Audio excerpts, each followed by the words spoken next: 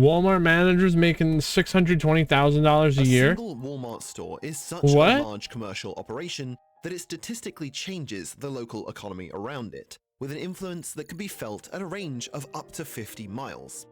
It's a business that only works because of devotion to efficiency, massive economies of scale. There's like 3 Walmarts in like 15 miles of me.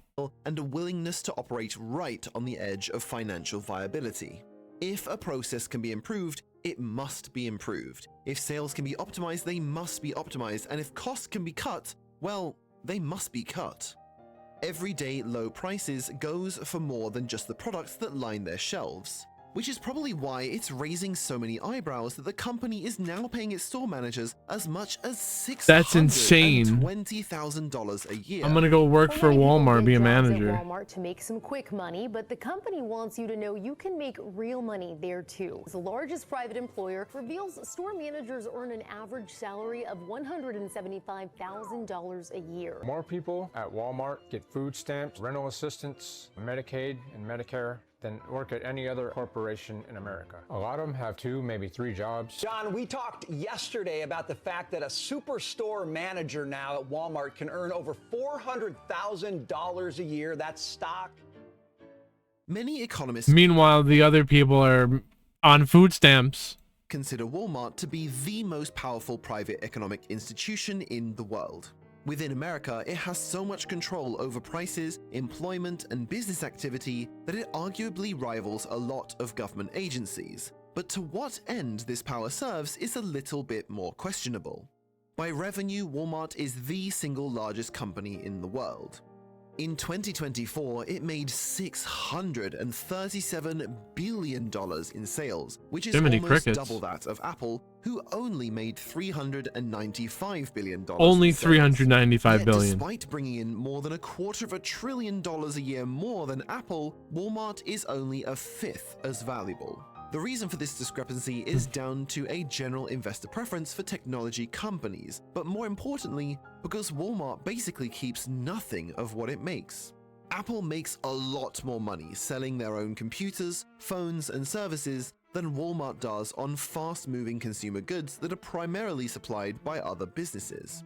Walmart has built its entire brand on everyday low prices, an unspoken agreement with consumers that it's basically impossible to find lower prices anywhere else. Only 395 million? Apple's got to get it together. So don't even bother looking. Chump change. It's a compelling market strategy that's clearly worked. But to keep costs so competitive, the entire Walmart empire runs on razor-thin margins. Most of their sales go back to paying for the items that fill their shelves. Despite its immense size and the pressure it can put on suppliers to give it the best deals on bulk purchases, the company on average only makes a 20% markup on the goods it sells, but the outgoings don't stop there.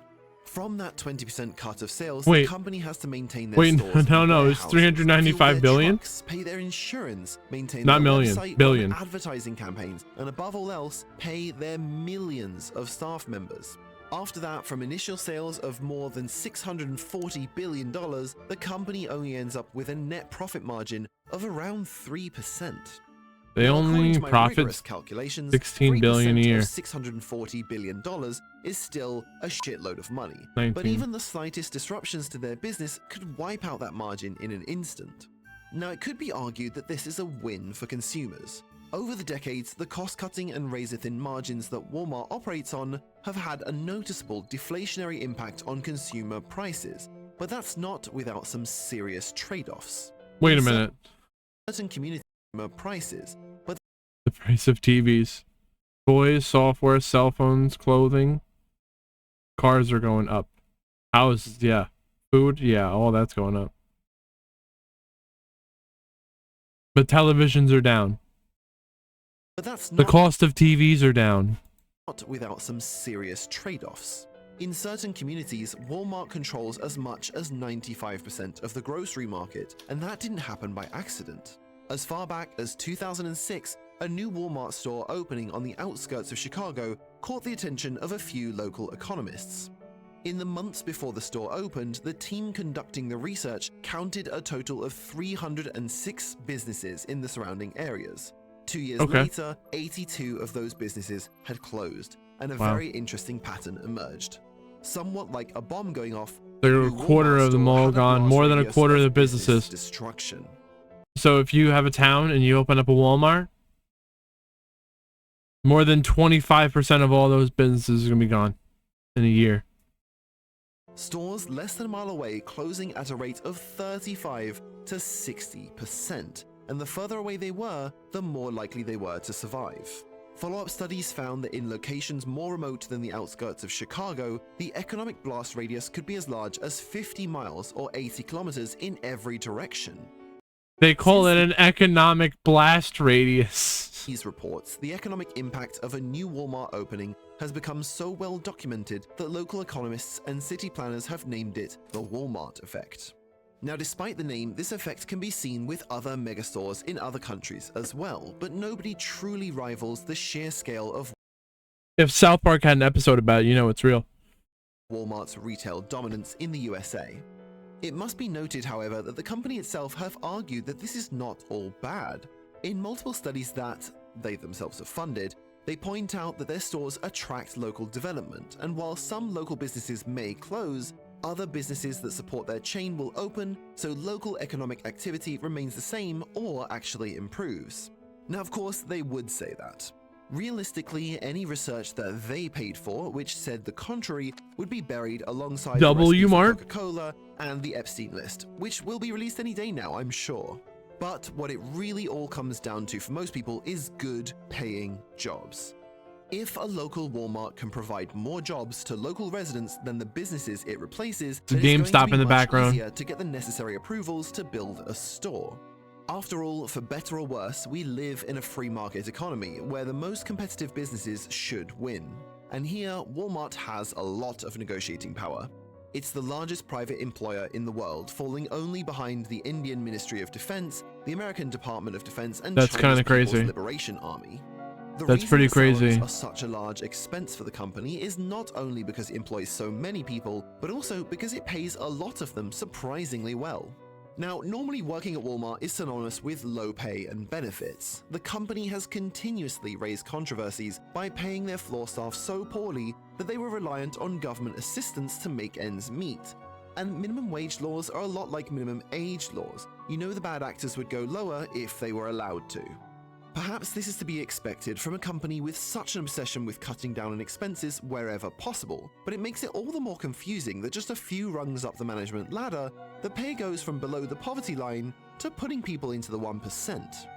In a release to the Wall Street Journal earlier this year, the company announced a new pay structure for store managers that would see their salaries starting at $128,000 a year, with increases based on experience and bonuses that could more than double the base pay depending on performance.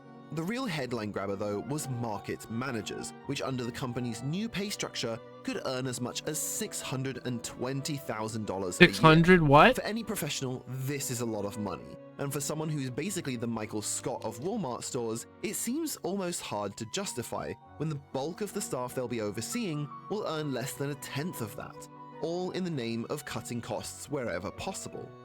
But the reality is that these incomes have been decided by simple, practical economics.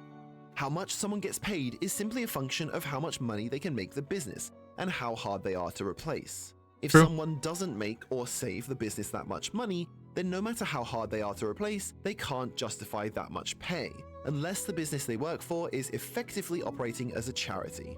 Likewise, if someone making the business billions of dollars, but basically anyone could do their job, then they're easy to replace and they don't have that much negotiating power over their income. But if an employee both makes the business a lot of money and is hard to replace, the opportunity to earn a lot of money is practically They might just be worth that much. limitless. So what is it that makes Walmart managers so special? Well, on the making money side, a Walmart manager is a far cry from most retail managers. The reason Damn, if so Walmart manager making $200,000 Walmart a year. stores have such a huge impact on local economies is I guess because that each makes sense, individual honestly. location is a simply massive business in its own right. The average store brings in $130 million a year and employs 300 staff in various roles. If just one of these locations was counted as its own business, it would be a medium-sized enterprise, where the chief executive would probably make a lot more than even the rather generous salary of a Walmart store manager. The headline-grabbing market managers on average oversee 11 stores that are often spread out across state lines. That means they're effectively overseeing a business operation employing roughly So wait, these aren't even just the store manager, these are like area managers. on average oversee $11 million a year What? and employs 300 as its own business, even managers on a generous salary of a Walmart store manager. The headline-grabbing market managers on average oversee 11 stores that are often spread out across state lines. That's not even an accurate representation of where they would be overseeing. That means they're effectively overseeing a business operation employing roughly So you would be a district manager. Yeah, I'm sure they do make that much. So the store manager's probably making 150. 3,000 staff and $1.5 billion in annual revenue.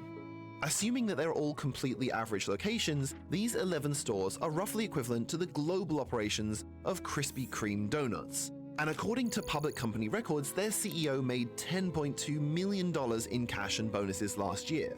So suddenly, that $620,000 a year doesn't sound so crazy by comparison. These managers also only get that bonus by maximizing the profits of their locations. So not only do they need to maximize their store's sales, they also need to further the company's mission of cutting costs wherever possible. This makes the person doing that job very unpopular with the people they work with every day, but it does mean that they can tick the box of making the company a lot of money. But what about being easy to replace? Surely there's a long line of Walmart employees that would kill for the opportunity to work in such a lucrative role, right? Well, not exactly. Managing these locations, by all reports, is extremely demanding, and the company specifically looks for people willing to travel constantly between locations and put in extremely long weeks. The roles are rarely advertised externally because the company tries to promote existing store managers into these roles, which sounds like a good opportunity, but the jobs go to staff that demonstrate outstanding performance in their current location, and there's no guarantee these jobs won't Sounds about require right, a though. successful That's how they applicant should to do it. move to a completely different corner of the USA. Oh, Even shit. still, there is a reason they do this, and it's the same reason why they've gone on a press tour to talk about how much they're paying their middle managers. Most jobs at Walmart kinda suck, and the company employs so many people that a significant portion of the American workforce has been employed by them at some point in their career. With an aging population and declining labor force participation, finding people that want to work at Walmart is getting harder and harder every year, and the people who do Why work? Just stream. join are on average less loyal to their employers, so if they get a better job offer, they're going to take it. This means that the company spends a significant amount of money on constantly hiring and training new staff. As far back as 2006, a publication from the Harvard Business Review dubbed this the high costs of low wages. The best way to cut these costs is to improve staff retention, and the best way to improve retention is to promote the life-changing salaries that workers can earn if they go above and beyond for the company. In business, this is often called the halo effect. The odds of you becoming that role, though, is really small. And for the company, it's more effective That's than like just they're selling you a dream. paying and treating employees better, because eventually they get used to that. There are plenty of bad workers making lots of money, but someone chasing a job is going to put up with a lot more. This strategy works outside of the company as well. The reality is that a new Walmart location has a downward impact on wages in the local area, because if they force out local business, they become the only place for people to get an entry-level job. And when they're the only place giving out jobs, they don't have as much of an incentive to offer better pay and benefits. That's true. When they control the freaking whole job market, they'll pay you the minimum. And you have no other choice. Economists call this Because they took out 30% of all the other businesses. a monopsony, which is like the opposite side of the monopoly coin. Instead of being the only business selling a product, they're the only business buying a product. This monopsony power not only lets them negotiate the best deals with their suppliers, it also means that they get the best deals from their employees. A 10-year study into new Walmart locations found after centers opened, local wages dropped by an average of 6% in surrounding communities. Poverty also increases by 8% compared to communities with no local Walmart. What? The company again commissioned their Walmart moves in and it makes the place 10% more poor. own studies to try and refute these findings, but the best that they could come up with was that the lower prices offered in their stores helped to offset the lower incomes households would be receiving. Not exactly encouraging. The wages of those store managers and regional managers might be competitive, but they also work as a cost-effective marketing tool for the company to point to as an example of the great jobs they can create. A big salary number gets a lot more attention from the general public than an econometric study conducted over decades. They know that talking about these figures will get them the right kind of attention, kind of exactly like what I did with the title of this video. Subscribe. Walmart's just going around sucking 10% of everyone's wealth everywhere.